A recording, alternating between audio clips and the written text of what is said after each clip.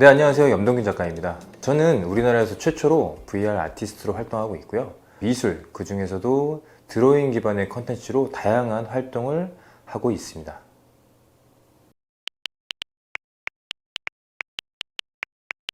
일단 저는 어떤 기술과 예술의 융합으로 컨텐츠를 많이 만들고 있는데요. 그 중에서 제가 많이 활동한 거는 VR 기기와 그다음에 드로잉을 접목시켜서 이제 VR 퍼포먼스라는 이런 그 공연이죠. 공연을 하나 만들었고요. 그래서 이제 이 VR 기기로 이제 쓰고 그림을 그리는 게 내 등 뒤에 이제 스크린에 송출이 됩니다. 그거를 동시에 보면서 즐긴 형태의 예술이고요. 그리고 최근에 이제 만든 컨텐츠 중 하나는 이 메타버스, 아바타 드로잉이라는 건데요. 제 동작을 실시간으로 따라하는 그 아바타가 저와 함께 그림을 그리면서 어떤 스토리텔링 하는 이런 공연입니다. 그래서 기술과 예술을 융합해서 계속 다양한 시도를 하고 있고, 뭐 그 외에도 뭐 레이저로 그림 그릴 때도 있고, 아니면 빛으로 그림을 그릴 때도 있고, 모션 그래픽을 이용한 종류의 드로잉을 할 때도 있고요. 다양하게 기술과 접목해서 컨텐츠를 만들고 있습니다.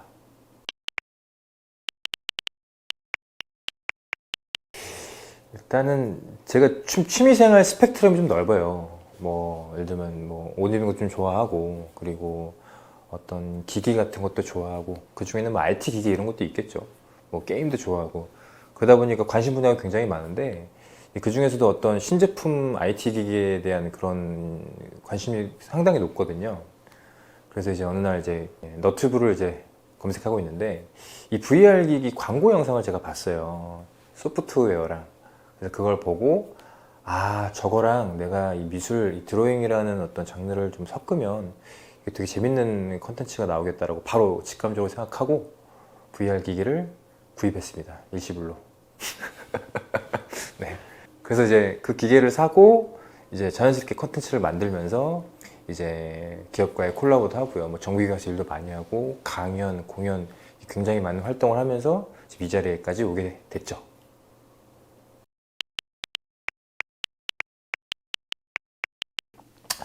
의미가 있는 건 수요와 공급의 원칙에서 아무래도 이제 공급이 저밖에 없으니까 이 시장에서의 어떤 단가 이런 거를 제 마음대로 좀 결정할 수 있는 게 사실 가장 큰 장점이죠.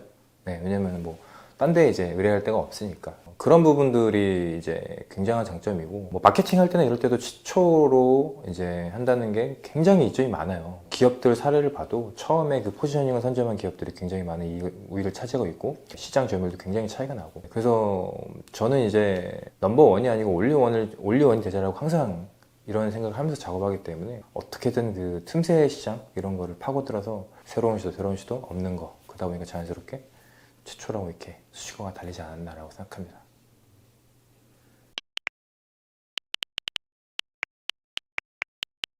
일단 작가로서 쉽게 경험할 수 없는 그 아이돌 사이에서 껴서 공연을 해본 경험도 있고, 제 앞순서가 레드벨벳이었거든요. 그래서 그 아이돌 분들, 팬분들 그 수만 명 있는 앞에서 그림 그리는 사람이 그렇게 공연을 해본 재밌는 경험도 있고요. 뭐 광고에 출연한 적도 있으니까 그 주변 사람들이 전화 와서 TV에서 너 나왔다 이런 경험들, 그런 경험이 좀 재밌고 이 일을 할 때 가장 뿌듯하긴 하죠. 아무튼 일반적인 직업이었을 때는 그 경험할 수 없는 것들을 경험했을 때, 아, 내가 이 직업을 되게 잘 선택했다, 또 뿌듯하다, 보람있다 이런 걸 느끼는 편이죠.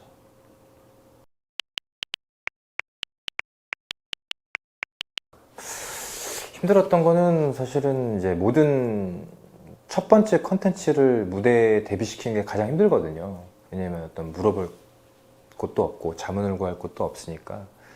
VR 이 퍼포먼스 같은 경우에도 제가 처음 시작하다 보니까 이제 물어볼 데가 없어요. 그래서 뭐 자료를 엄청 찾죠. 뭐 해외 뭐 영어로 된 자료 찾고, 그렇게 새롭게 뭘 하나 만든다는 것 자체가 겉으로는 되게 좋아 보이고 화려해 보이고 뭐 선구자 같긴 하지만, 그거를 데뷔까지 시키기 위해, 예를 들면 현실화 시키기 위해서까지는 되게 많은 어려움들이 존재하거든요. 그래서 물어볼 데가 없는 게 가장 큰 어려움이라고 생각합니다. 그래서 최근에 메타버스 아바타 이런 드로잉 컨텐츠를 만들 때도 계속 혼자서 계속 자료를 찾고 시도해보고 저렇게도 해보고 이렇게도 해보고, 이런 시행착오가 너무 많아요.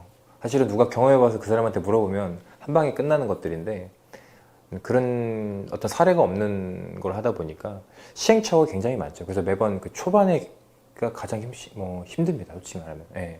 나중에 컨텐츠가 만들어지고 무대에 올라갔을 땐 물론 당연히 어떤 현장에서의 돌발 상황은 존재하긴 하지만 그거는 항상 있는 일이니까 그러려니 하는 거고요. 그걸 무대에 올리기까지의 그 시간들, 그 시행착오가 가장 힘들어요. 네.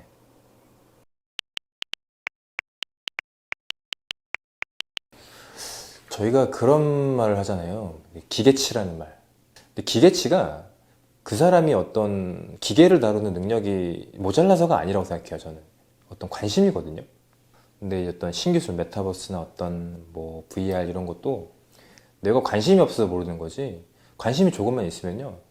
지금은 다 할 수 있거든요. 다 오픈돼 있어요, 소스가, 모든 것들이. 그래서 막 이게 뭐냐, 막 어려운 게 아니고요. 내가 관심을 갖는 게 먼저라고 생각해요. 그러다 보면 자연스럽게 그 분야에 대해서 많이 알 수도 있고. 저 역시 이런 VR 컨텐츠를 하기 전까진 이런 하드웨어적인 거나 이런 프로그램적인 걸 되게 많이 몰랐습니다. 뭐 예를 들면 HDMI 이런 잭이, 뭐 DVI 이런 잭이 뭔지도 몰랐고. 근데 관심을 갖고 밥벌이가 되다 보니까 뭐 여러 가지 학습을 하고 공부를 하다 보니까 사실 아무것도 아니더라고요. 그러니까 신기술은 제가 볼 때 항상 새로운 거에 관심이 있고 호기심을 느끼는 사람들에겐 되게 자연스럽게 오는 시대적 흐름이고, 내가 찾으면 다 있습니다. 네, 이제는 그런 약간의 호기심, 관심만 있어도 충분히 그 분야에 대해서 뭐 전문가급은 아니어도 이제 어느 정도의 한 수준까지는 다 알 수 있다고 생각하거든요. 제가 볼 때는 그 모르는 사람들 게으른 거예요.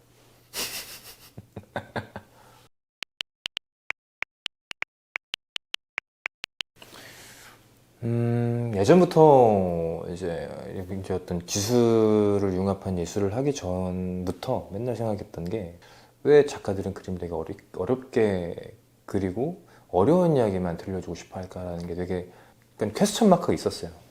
대중이 이해 못하면 뭔가 미술을 모르는 문외한 취급을 하고, 물론 아니신 분들 굉장히 많습니다. 그러니까 예를 들면 그런 거잖아요. 저희가 병원에 갔는데 이제 의사가 환자에게 전문 용어로 어떤 환자의 상태를 얘기해 주진 않거든요. 일반 사람들이 이해할 수 있는 단어를 선택해서 환자의 상태를 알려준단 말이죠. 그래서 저는 미술도 그랬네 생각해요. 미술도 미학을 공부하지 않았어도, 미술을 몰라도 그냥 대중분들이 좀 알기 쉽게 풀어서 이야기하는 그런 작가도 있으면 좋지 않을까. 되게 쉽게. 요새는 그것도 좀 많이 생겼죠. 뭐 일반 분들이나 뭐 젊은 연령층이 즐길 수 있는 그런 작품을 만드는 작가분도 굉장히 많아졌고, 그런 작가분들도 많지만, 미술이라는 게 좀 더 친숙하게 다가가려면 이 완성된 작품을 딱 하고 보여주는 게 아니고 어떤 과정을 좀 보여주면 더 재밌겠다. 그래서 사람들 앞에서 그림 그리기 시작했고, 그게 이렇게 공연화가 또 된 거죠. 그래서 저는 이제 그 그림의 본질, 어떤 작가가 그림을 그리는 행위 자체, 그 본질적인 거를 되게 대중분들에게 보여주고 싶었어요. 이거 자체도 되게 재밌지 않냐? 앞에서 그림 그리는 것 자체가. 그냥 좋은 노래는 가사 모르고 들어도 좋잖아요. 저희가 팝송을 가사를 다 이해하고 듣는 건 아니잖아요. 그냥 멜로디 자체가 좋고 그냥 좋다, 그냥 이런 거를 미술에서 되게 주고 싶었어요. 그러다 보니까 이렇게 공연을 만들고 더 이제 오감을 좀 더 자극하는 컨텐츠를 만들려고 하고요. 청각, 그다음에 뭐 촉각 이런 것도 다 만족을 시킬 수 있는 게 뭐가 있을까라고 고민을 굉장히 많이 하고 있습니다. 그래서 DK 아트랩은 미술이 오감을 만족시킨다, 이런 거를 좀 지향점을 삼아서 좀 가고 있어요. 예.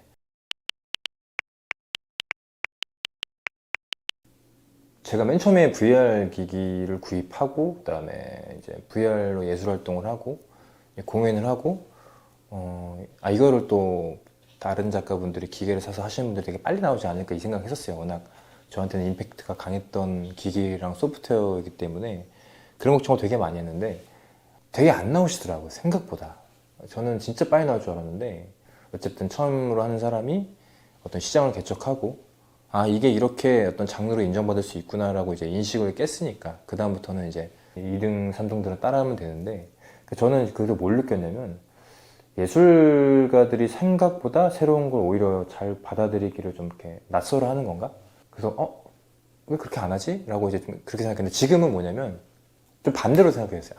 내가 좀 유별난 거구나. 내가 좀 익숙한 거에 실증을 빨리 내고 새로운 걸 되게 좋아하고 뭘 만들기 좋아하고, 내가 취향이 그래서 내가 이렇게 만드는 거구나 라고 생각을 하게 됐어요.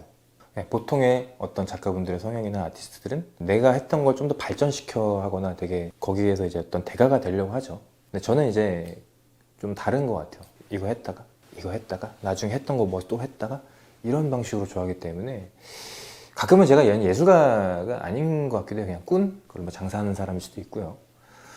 네, 그런 부분들이 예전에 안타까웠지만 지금은 그런 성향이구나 이제 인정을 하게 된 거죠. 예, 옛날에는 그것도 답답했어요. 주변 작가분한테도 막 이제 예를 들면 작가 후배들한테도 야 이렇게 해 이렇게 해 했는데 지금은 다 사람마다 성향이 있고 작가분마다 성향이 있고 그리고 그 작가의 성향이 또 그 분야로 우직하게 가다 보면 또 큰 성공을 이룰 수 있기 때문에 지금은 이제 필요하신 작가분들은 적극적으로 기술을 이용하시고 아니면 이 내 분야에서 대가가 더 되고 싶은 분들은 그 분야를 파시고 정답은 좀 없는 것 같습니다. 근데 이왕이면 좋은 기술을 이용해서 한 번쯤은 작업을 해보셨으면 좋겠어요.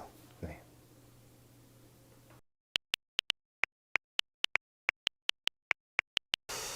일단 공연자로서는 팬데믹 시대라서 어떻게 할지 모르겠지만 타임스퀘어 그런 데서 이제 공연을 한번 하고 정점을 찍고 내려오고 싶고요.